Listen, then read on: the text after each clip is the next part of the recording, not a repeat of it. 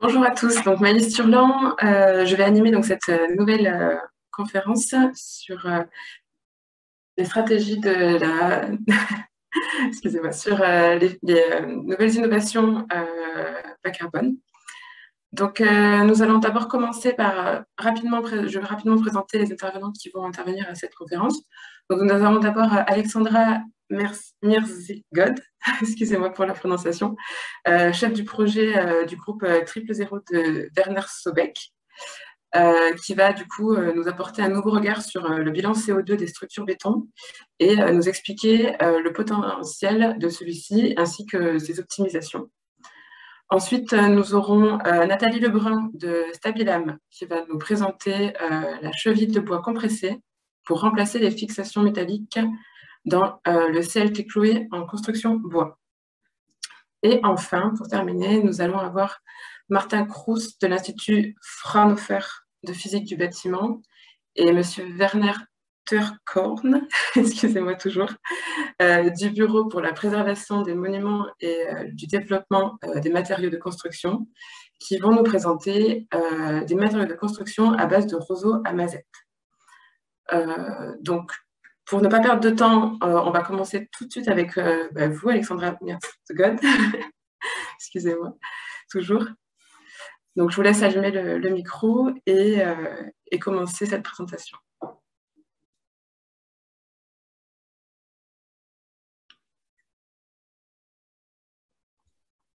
Dankeschön. Let me share my screen.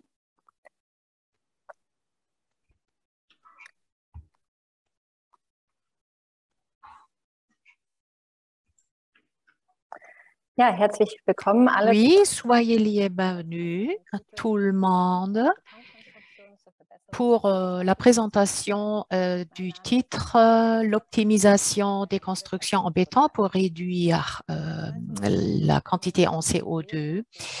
À l'époque de 1914 déjà, on a formulé la phrase la construction légère est un défi de notre temps. Et à l'époque, on a pensé à une pénurie de ressources due à la guerre.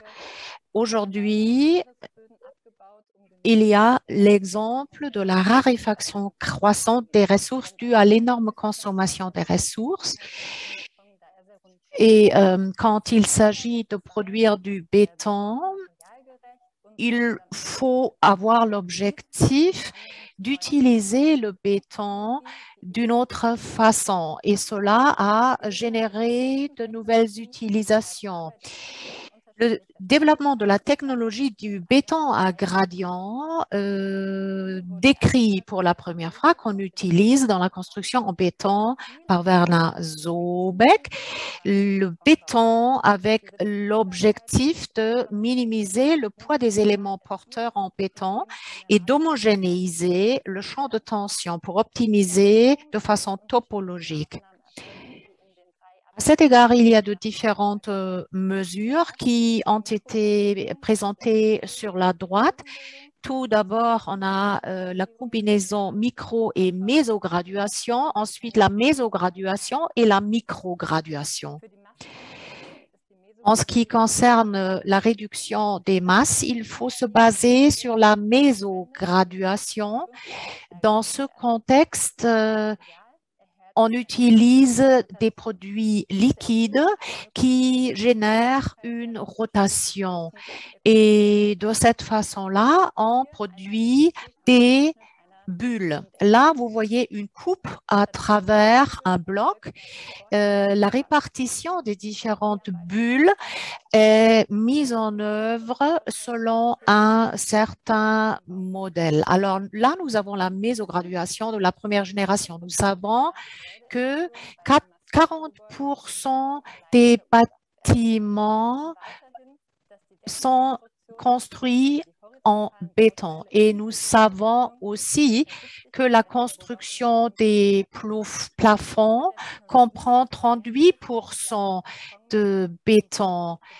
Et on peut réduire la quantité en béton de 50% grâce à cette méthode que je viens de vous présenter auparavant. Et de plus, cela a des répercussions positives aussi sur la qualité des différentes composantes. De cette façon-là, on peut influencer vraiment les constructions. Les premiers projets de construction, selon cette méthode, sont réalisés à Hambourg avec cette technologie dans les années à venir. La deuxième génération combine la réduction de masse avec un nouveau type d'armature pour le béton, des armatures incurvées.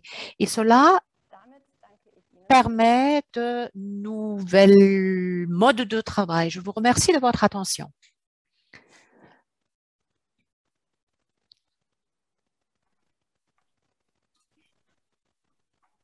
Merci beaucoup.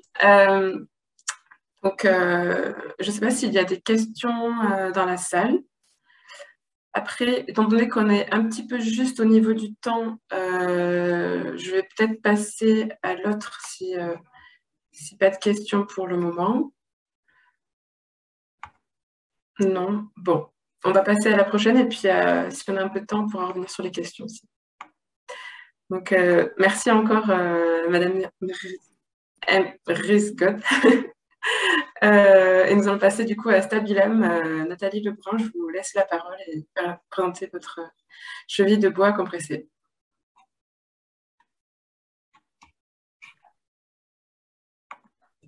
Alors, bonjour à tous.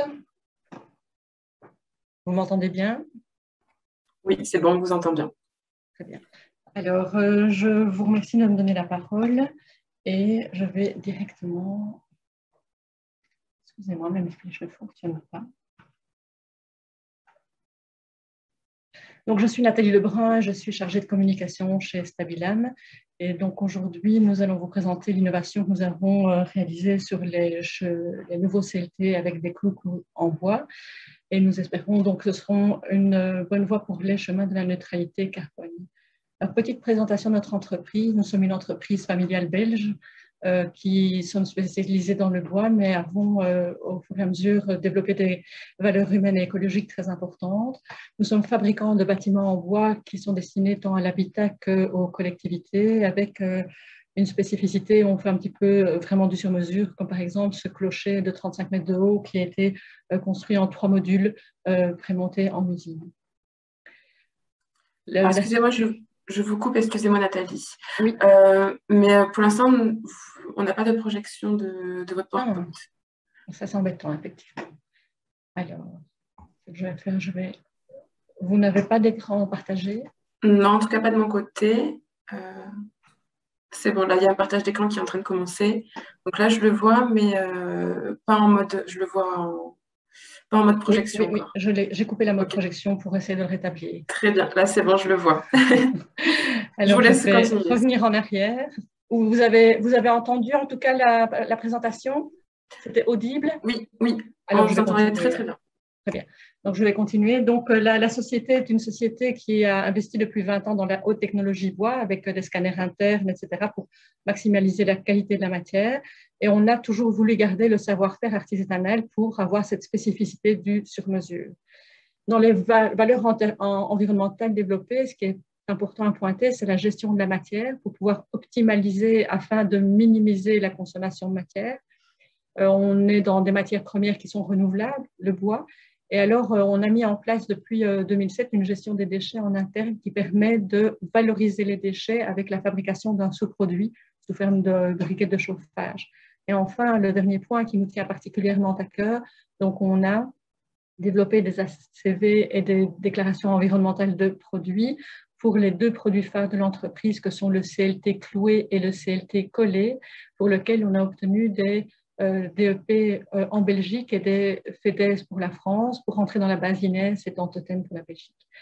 Et enfin, on a pour ces 2 produits également obtenu le label biosourcé de 98 et 99% qui ont été validés par le cluster éco-construction en Belgique et par Caribati en France.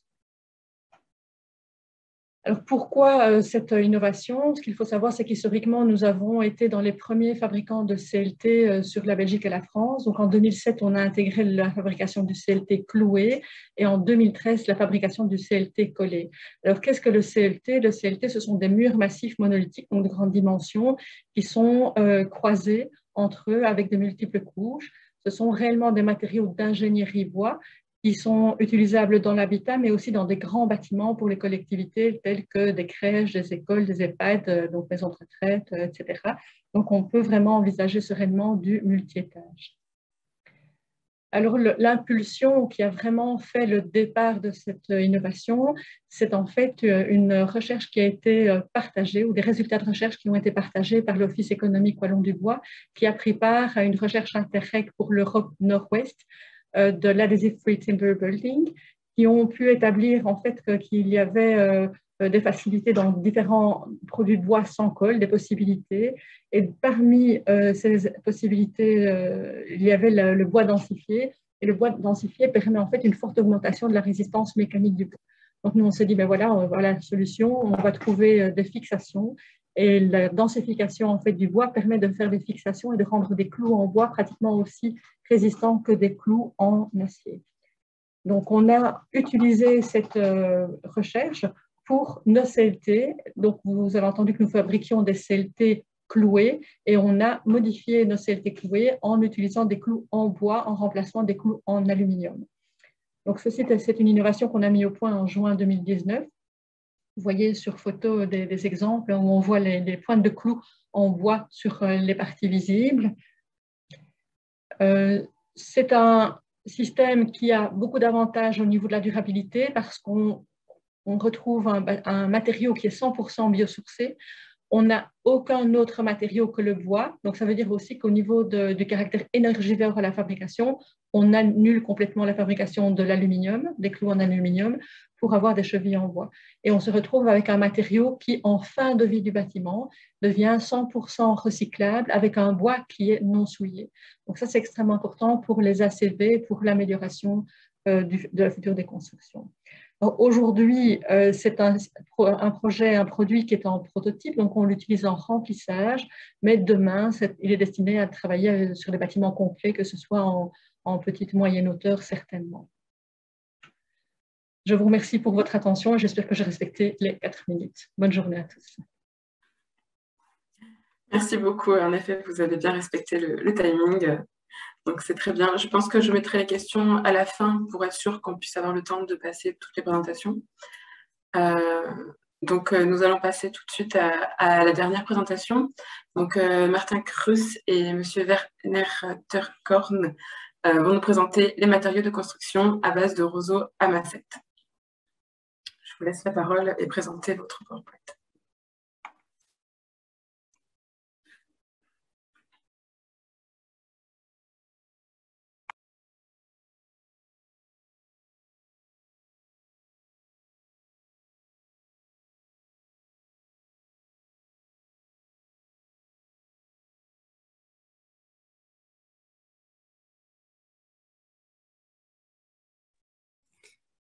Hören Sie mich jetzt? Vous m'entendez? Oui, c'est bon, je vous entends. Présenter un nouveau matériau de construction à base de roseaux, en latin TIFA.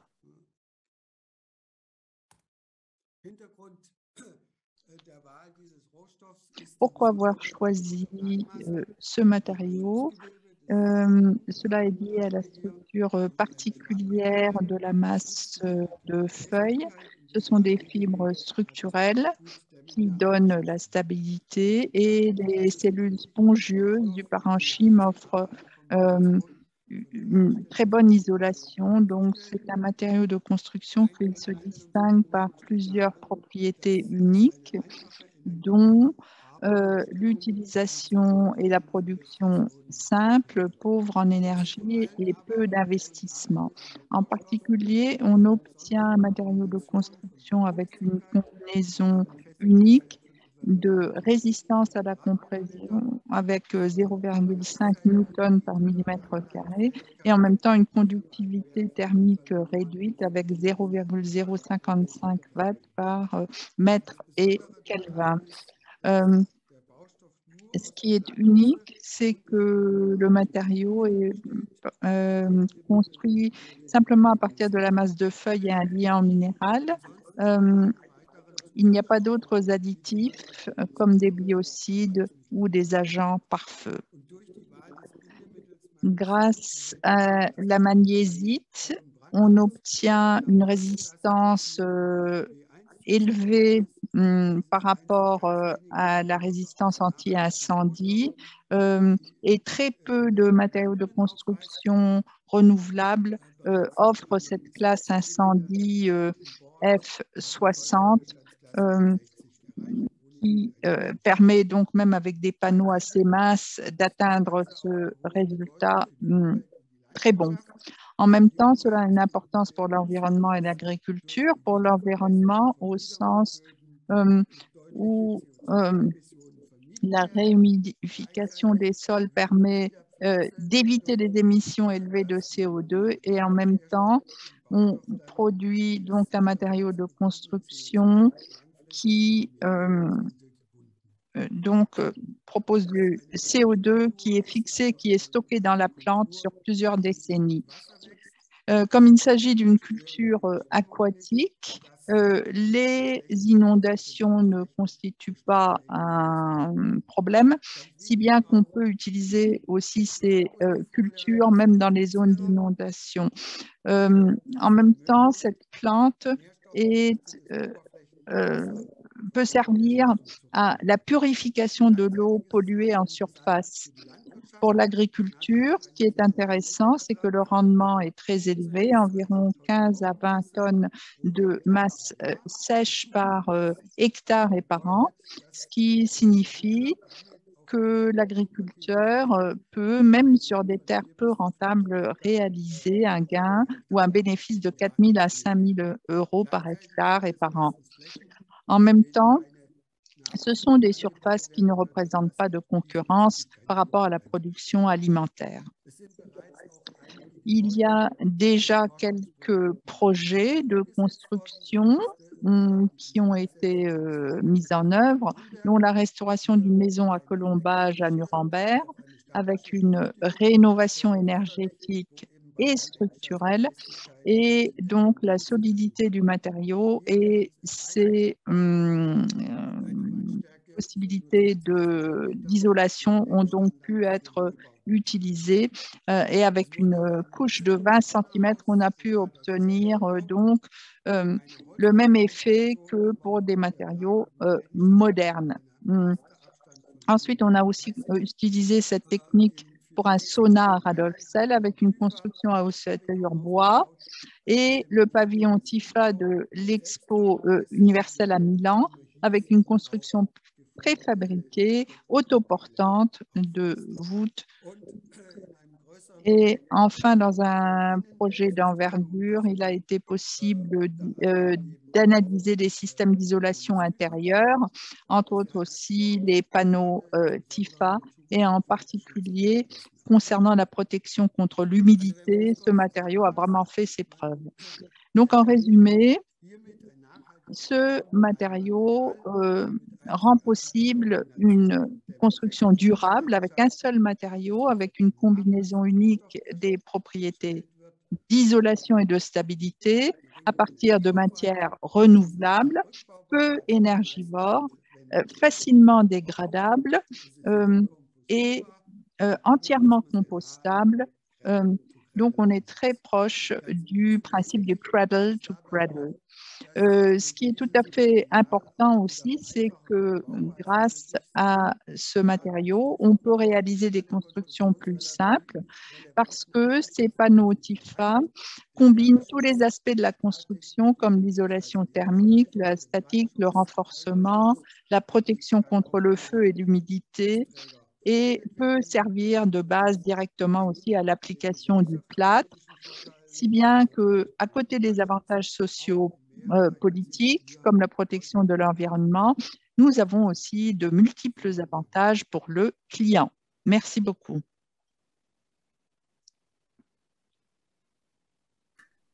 Merci à vous. Donc, malheureusement, on est un peu serré au niveau du timing. Je vais quand même sélectionner 2 questions qui ont été posées sur le chat, notamment pour la première intervention, comment est produit le béton avec mésograduation? Si vous pouvez vraiment résumer ça en 1 minute, ce serait super. Donc, je vous laisse la parole, Alexandra Zikot, sur comment est produit le béton avec mésograduation. Eigentlich wie auch herkömmliche Hohlkörperdecken. Also es En gibt fait, comme les plafonds traditionnels, il est appliqué comme pour les plafonds traditionnels. Il n'y a pas de différence. Très bien, c'était très rapide. Ça me va très bien. J'espère que ça a répondu à la question de notre participant. Et j'ai une dernière question que, après, je vais devoir m'arrêter là, malheureusement. À terme, est-il envisageable de produire les clous en bois avec des chutes? Donc ça, c'est une question que je pense pour Nathalie Lebrun, Stabila. Oui, alors vous m'entendez? Oui. Oui. Donc, à terme, pourquoi pas? Je pense que la technologie va pouvoir le permettre. Aujourd'hui, je pense que tous les clous densifiés sont fabriqués à base de bois issus de la première transformation. Mais donc, il faut voir si le fait d'avoir des chutes permet de travailler avec des morceaux de bois complets ou si on envisage à ce moment-là de le faire avec des chutes comme des copeaux. Parce que là, les copeaux seraient des matières dégénérées où la fibre serait cassée. Là, on est dans un autre système. Mais je pense que du réemploi à partir de bois complet est tout à fait possible et envisageable. Ok, très bien. Merci beaucoup. Je pense que ça a répondu à la question de notre participant. Alors malheureusement, comme on est très serré encore au niveau du timing, je suis vraiment navrée. En tout cas, n'hésitez pas à recontacter nos intervenants et leurs coordonnées sont laissées ou vous pouvez les retrouver sur le site du congrès. Maintenant, du coup, si vous restez sur cette salle, vous allez assister donc à la visite filmée de l'île aux bois qui est à Strasbourg. Donc, c'est une visite filmée. Sinon, si vous allez en salle 2, vous avez un tour d'horizon sur les stratégies et des solutions pour le réemploi, que ce soit en Allemagne, au Luxembourg ou en France.